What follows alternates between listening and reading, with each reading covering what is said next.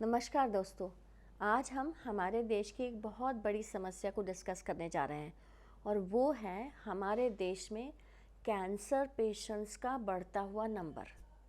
आप जानते हैं कितनी तेज़ी से कैंसर बढ़ रहा है हमारे देश में कि अलग से फिजिशियंस हो गए हैं कैंसर के लिए, अलग से सर्जन्स हो गए हैं कैंसर के लिए और लगातार हमारे देश में कैंसर के नए हॉस्पिटल्स खुलते जा रहे हैं। कुछ जगह तो ऐसे हाल हैं कि हर 3 लोगों में एक कैंसर का मरीज़ है और पूरे देश का ब्यौरा ऐसा आया है, स्टैटिस्टिक्स, कि 7 लोगों में एक कैंसर का पेशेंट है। आपको लगता नहीं ये बहुत बड़ा फिगर है, बहुत डरावना फिगर है? और सबसे गहरी बात तो ये है कि अब कैंसर के लिए इंश्योरेंस चालू हो गया है और वो कहते हैं कि भाई कैंसर का इंश्योरेंस कराओ, क्योंकि जब कैंसर हो जाएगा तो आपके जीवन की सारी कमाई दांव पे लग जाएगी और हाथ में फिर भी कुछ नहीं आएगा। तो आपको लगता नहीं है कि बहुत बड़ी समस्या है और अभी अभी पिछले 2-3 दशकों में ज़्यादा हुई है? और क्या हमको इसके लिए आंदोलन करना है? हाँ, करना है।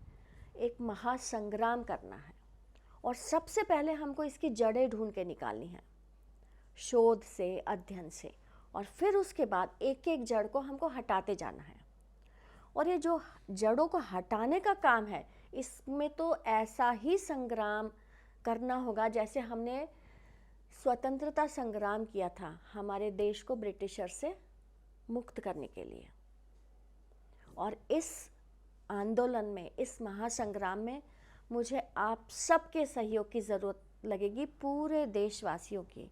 और हम सब लोग मिलकर हमारे देश को कैंसर से मुक्त करना चाहते हैं।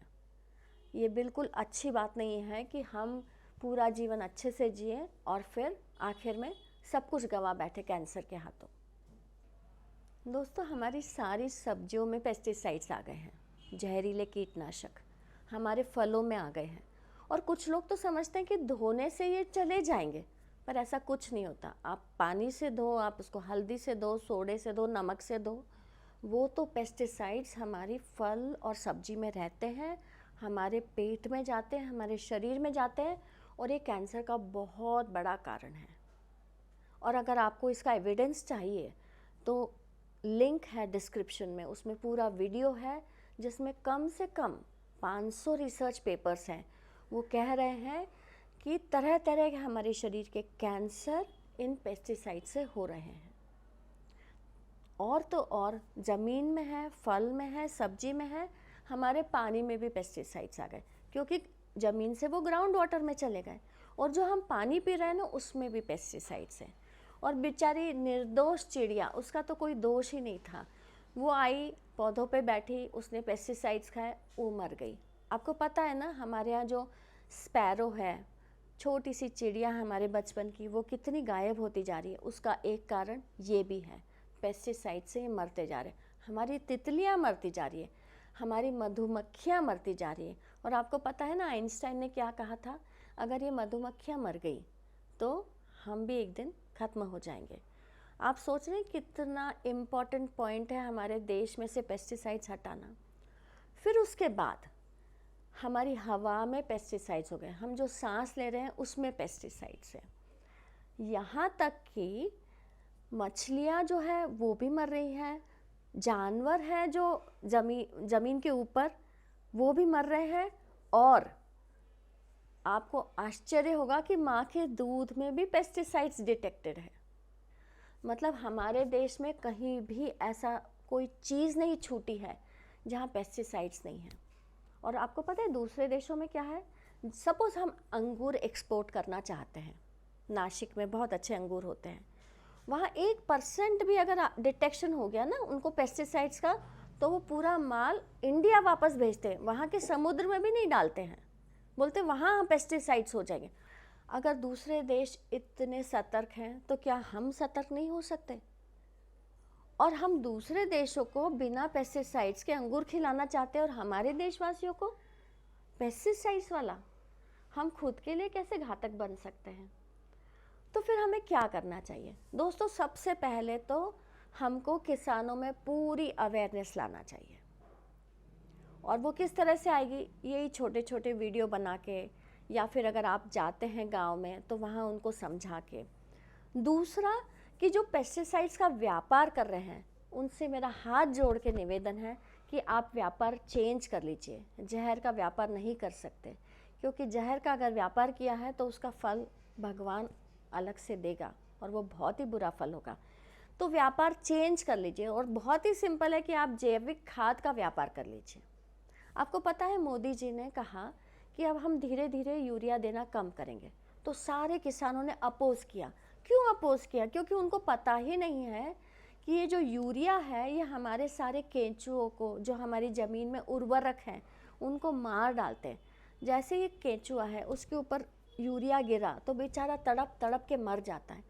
तो हम बिना केंचुए, बिना मधुमक्खी, बिना तितलियों के, बिना चिड़िया के कोई खेती नहीं होती है, वो तो एब्सोल्यूट यूजलेस खेती है। तो हमको सबसे पहले किसानों को समझाना है, फिर व्यापारियों को हाथ जोड़ के विनंती करनी है कि प्लीज़ प्लीज़ ये बिज़नेस बंद कीजिए और उसको दूसरा बिज़नेस चालू कीजिए। दूसरा कि किसानों को जिनको पूरी जानकारी नहीं है उनको हम देख रहे हैं कि ये व्यापारी मोटरसाइकिल गिफ्ट करते हैं, टीवी गिफ्ट करते हैं, कार गिफ्ट करते हैं, जीप गिफ्ट करते हैं, ट्रैक्टर गिफ्ट करते हैं, और तो और उनको ट्रिप पे ले जाते हैं दूसरे देशों में। किसानों को लगता है वाह हम बहुत अच्छा काम कर रहे हैं, पेस्टिसाइड्स यूज़ कर रहे हैं और हमको दूसरे देशों में घूमने को मिल रहा है। हम अपने देशवासियों को मार के, उनके साथ धोखा करके अगर हम एंजॉयमेंट कर रहे हैं तो वो बहुत गलत हो रहा है। आपने ये भी देखा होगा कि श्रीलंका ने क्या किया, सडनली पेस्टिसाइड्स बंद कर दिए और श्रीलंका में खाने की क्राइसिस हो गई। तो हमको वो भी नहीं करना है। तो हमको क्या करना है, धीरे धीरे हर साल 25% पेस्टिसाइड्स का इस्तेमाल कम करना है, और 3 से 4 साल में धीरे धीरे पेस्टिसाइड्स को हमारे देश में हटाना है और ऑर्गेनिक फार्मिंग को लाना है। आपको पता है कि एग्रीकल्चर कॉलेज में क्या पढ़ाया जाता है? पेस्टिसाइड्स पढ़ाए जाते हैं। कम से कम मैं विनती कर सकती हूँ एजुकेशन डिपार्टमेंट से कि प्लीज़ ऐसा ना करें, ऑर्गेनिक फार्मिंग पढ़ाएं। बहुत सारे ऐसे लोग हैं जो हमारे देश के लिए बहुत अच्छा काम कर रहे हैं। उनमें से मैं एक का नाम लेना चाहती हूँ, श्री भरत मनसाटा। वो पूना के पास में एक फार्म में हर साल 300 लोगों को ऑर्गेनिक फार्मिंग की ट्रेनिंग देते हैं और उनको कहते हैं कि जाओ और अब ऑर्गेनिक फार्मिंग करो। तो हमारे देश में ऐसे बहुत सारे लोग हैं जो हाईली एजुकेटेड हैं और ऑर्गेनिक फार्मिंग कर रहे हैं, जैविक खेती कर रहे हैं। और मैं उन सब से गुजारिश कर रही हूँ, रिक्वेस्ट कर रही हूँ कि वो हमारे किसानों को 1-1 महीने की, 2-2 महीने की या 3-3 महीने की ट्रेनिंग दें। दोस्तों, एक बहुत ही अच्छा सुझाव आया है जो जैविक खेती करते हैं, और वो कहते हैं कि मंडी के बाहर एंट्रेंस पे ही एक लैब तैयार कर दी जाए जो पहले सब्जियों को और फलों को टेस्ट करेगी, और उनका फिर 2 पार्ट्स में विभाजन हो जाएगा। एक रहेगा जहर मुक्त और एक रहेगा जहर युक्त, या फिर जहर रहित और जहर सहित। तो जब 2 पार्ट्स में हो जाएंगे तो लोगों को पता रहेगा कि भाई हम पैसे देके जहर क्यों खरीदें। मंडी की बात और ऑर्गेनिक फार्मिंग कैसे करना है, जैविक खेती कैसे करना है, ये हमारे सारे स्कूलों में सब बच्चों को सिखाना चाहिए। खास करके गांव के स्कूलों में तो ज़रूरी है, शहर के बच्चों को भी सिखाना चाहिए, क्योंकि हमारा देश कृषि प्रधान देश है। हमारे देश में हर व्यक्ति को जैविक खेती करना आना चाहिए। अपने घर में भी सब लोग सब्जियां और फल उगाते हैं, उनको ये पता होना चाहिए कि हम ऑर्गेनिक फार्मिंग, जैविक खेती कैसे करेंगे। दूसरा, कॉलेजेस में भी कंपलसरी करें। तीसरा, महिलाएं जो थोड़ा टाइम अपना स्पेयर कर सकती हैं उनको भी एक कोचिंग इंस्टीट्यूट जैसा बनाया जाए जिसमें ऑर्गेनिक फार्मिंग, जैविक खेती हम सिखाएंगे।